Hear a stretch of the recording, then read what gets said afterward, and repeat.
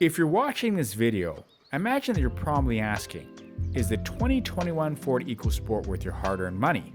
Well, the answer is one part yes and one part no. There are some things that the EcoSport does well, and there are some things it does not. For example, the handling and ride are surprisingly decent, and the higher ride height does give you a better view of the road ahead.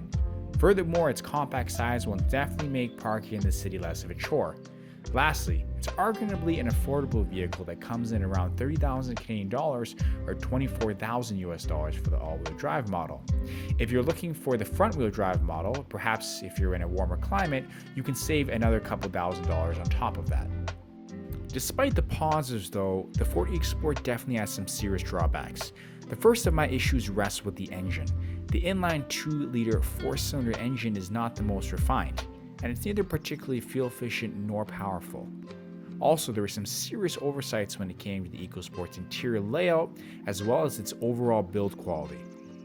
In my opinion, the 2021 Ford EcoSport is definitely a mixed bag of an experience that features some positive elements but also some negative ones as well.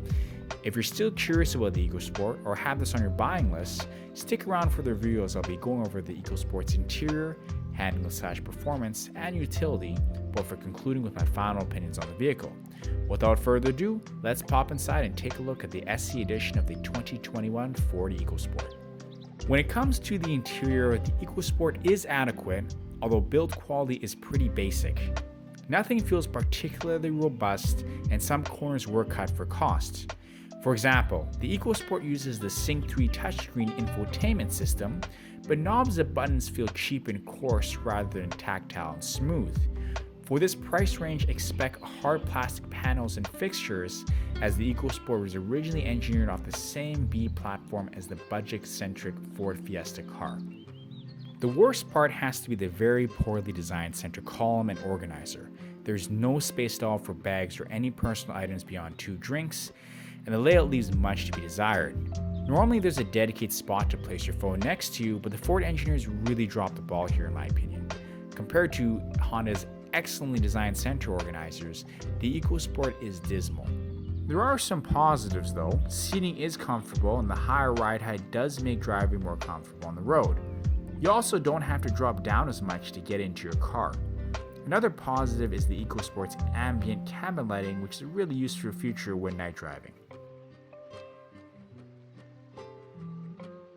The EcoSport seats 5 and provides 355 liters of cargo room once the seats are down.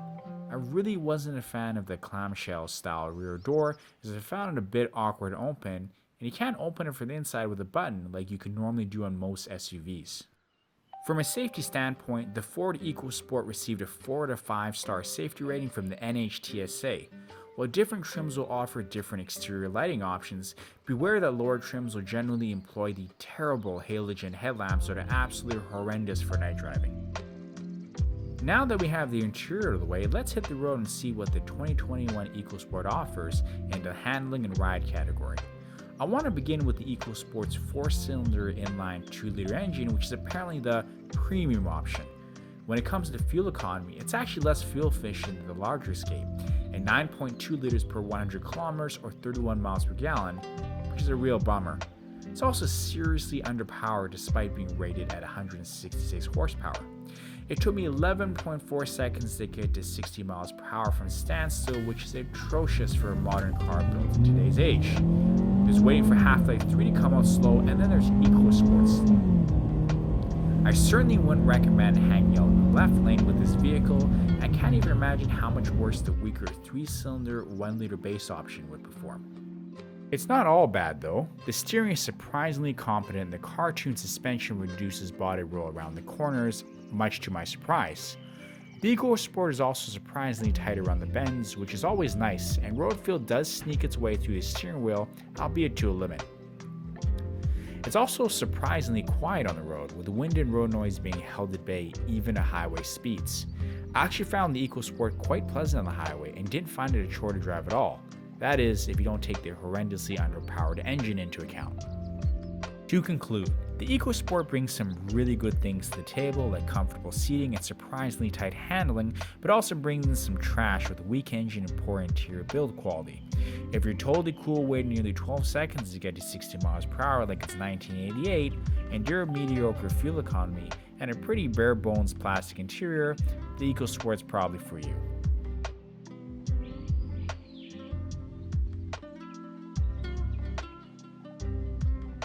The reality though was that the EcoSport still checks enough boxes in my book that you should at least test drive it at your local dealership. It is affordable and the handling is actually surprisingly tight. The EcoSport competes in a really competitive market full of excellent choices from other manufacturers, and it does likely fall behind when compared to competing models. Should you ignore it completely? No, I wouldn't say that, but go into the dealership knowing its flaws. So to answer the question, is it worth your hard-earned money? The reality is only you can truly make that final decision. Thank you so much for watching this video, and I hope you enjoyed it. I spend a lot of time putting these reviews together, and I really appreciate a like or subscribe if you found anything useful. I will always try to keep my reviews as open as unbiased as possible. And to finish up, I would like to thank Team Ford for providing me this vehicle for review. I would also like to thank Krystal, Hawke, and Jasman for their assistance. The content of this review was not subject to approval.